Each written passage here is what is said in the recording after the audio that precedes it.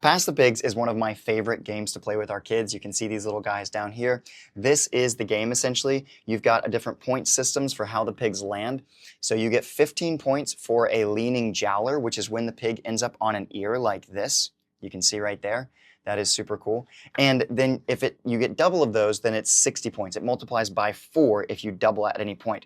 So a snouter is worth 10 points, which is when it's just on its nose like this.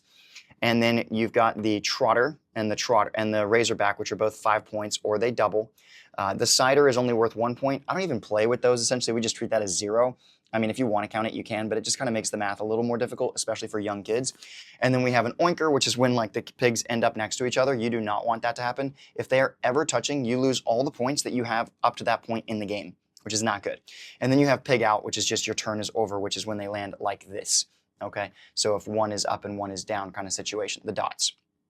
And essentially, the way the game works is, on your turn, you can roll as long as you want to until you get this, and you would lose all your points, or until you lock in your points. So if I've rolled, double trotter, then I have 20 points currently, and I can stop and lock those points in, or I can keep rolling, and like that would have been an oinker. I just lost everything for the entire game.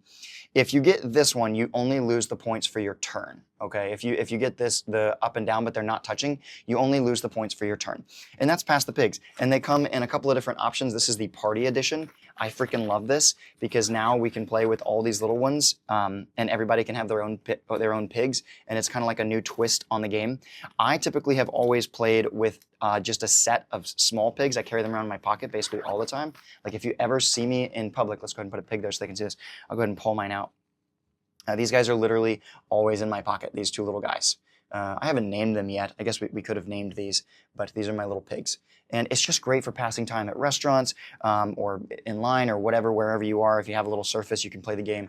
And this comes with a scoring pad. We just use a blank piece of paper. It works just fine for us, but I definitely recommend you go check these out. This would be really fun to play with a big group, especially because they're jumbo and like you can really chuck these on the floor and see where things go. And it's fun. So remember, you're either going to sink or swim. Go check out Pass the Pigs. This is one of my favorite games, and let's rise with the tide. I will see you on the flip side.